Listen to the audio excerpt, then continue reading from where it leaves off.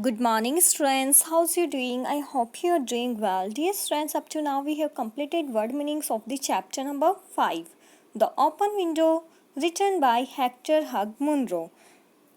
His nickname is Saki. We can call him Saki also. And today on 3rd of September we are going to read part number 1 of this chapter.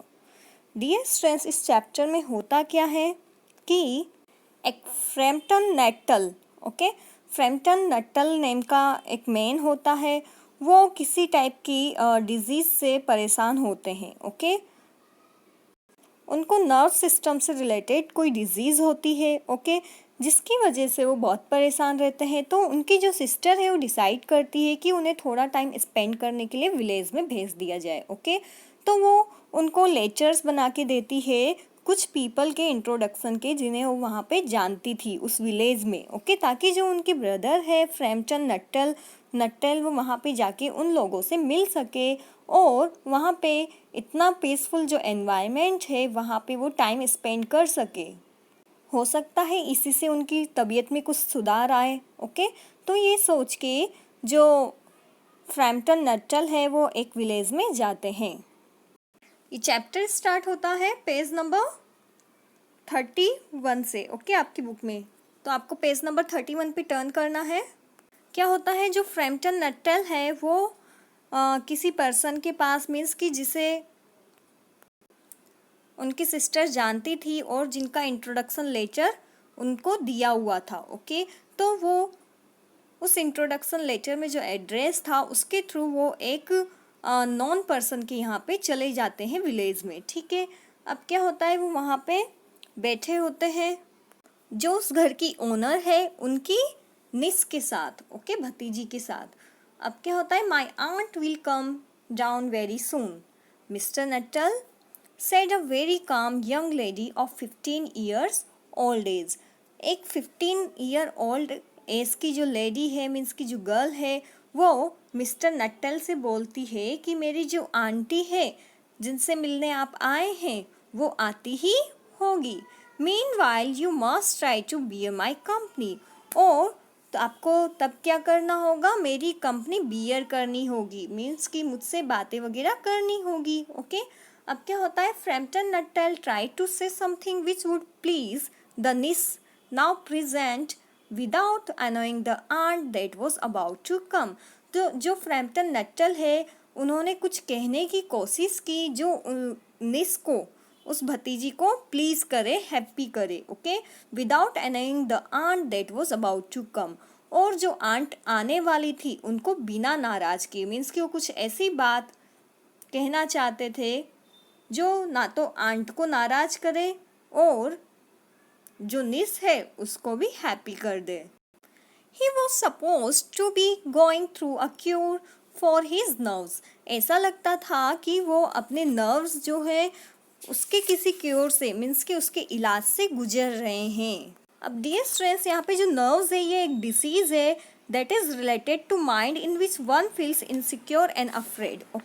ये एक ऐसी disease है जो आपके mind से related होती है और इसमें पर्सन इनसिक्योर और डरा हुआ फील करता है। But he doubted whether this polite visit to a number of total stranger would help much.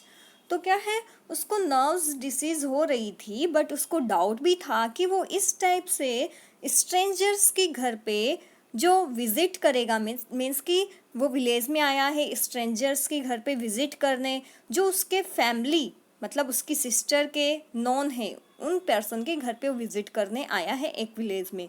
क्या ये उसकी हेल्प करेगी, उसकी हेल्थ इम्प्रूव करने में या नहीं, ऐसा कौन सोचता है, फ्रैम्पटन नट्टल। तो जो उसकी सिस्टर है उसने कहा था I know how it will be, कि मैं जानती हूँ ये कैसा होगा, तुम्हें कैसा लगेगा।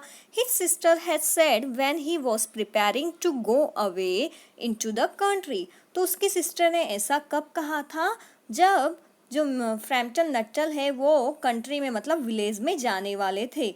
क्या कहा था उनकी सिस्टर ने, I know how it will be, कि मैं जानती हूँ ये कैसा होगा, तुम्हें कैसा लगेगा।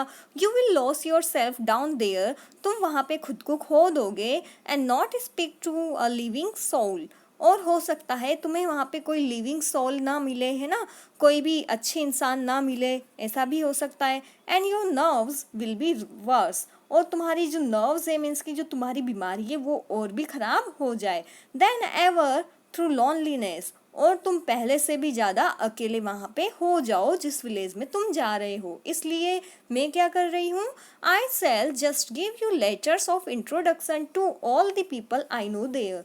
इसलिए मैं उन सब पीपल के इंट्रोडक्शंस के तुम्हें लेटर दे रही हूँ जिन पीपल को मैं वहाँ पे जानती हूँ। Okay, some of them as far as I can remember were quite nice. उनमें से कुछ लोग, जहाँ तक कि मुझे पता है, काफ़ी अच्छे हैं। तुम वहाँ पे जाओगे तो वो तुम्हारे साथ अच्छा ट्रीट करेंगे। तुम हो सकता है अपनी जो नर्व डिसीज़ है उससे अपना माइंड जो है वो डाइवर्ट कर पाओ। ऐसा कौन बोलती है, जो फ्रैम्पटन नट्टल है उनकी सिस्टर बोलती है, जब फ्रैम्पटन नट्टल रवाना होने वाले होते हैं विलेज में जाने के लिए। ब्रेन स्ट्रेस है जो माइंड से रिलेटेड जो डिजीज़ होती है, ये ऐसी डिजीज़ होती है जिनको अगर आप कुछ अपना एनवायरनमेंट चेंज कर ले, आप किसी वन प्लेस से दूसरे प्लेस पे चले जाएं, अपने आसपास रहने वाले जो पीपल है जिनसे आप डिस्ट्रेस होते हो, अगर आप उन लोगों से दूर होके कहीं और चले जाओ जहाँ पे आपको स्ट्रेंजर्स मिलें, बट वो उनका बिहेवियर बहुत अच्छा हो, उनका ट्रीटमेंट आपके लिए काफ़ी अच्छा हो, तो जो माइंड से रिलेटेड डिजीज़ होती है वो सही होने की पॉसिबिलिटी होती है। इसीलिए जो फ्रैम्पटन नट्टल है उनको भी एक विलेज में भेज दिया गया है। अब वो बैठे हुए हैं, ओके, किसके साथ बैठे हुए हैं, वो एक गर्ल के साथ बैठे हुए हैं जो 15 ईयर्स ओल्ड है, और उसकी आंटी के आने का वेट कर रहे हैं, जिनका इंट्रोडक्शन जो फ्रैम्पटन नट्टल है उनकी सिस्टर के द्वारा दिए गए लेटर में था।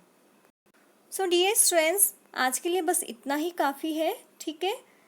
हमने पार्ट 1 की रीडिंग कर ली है।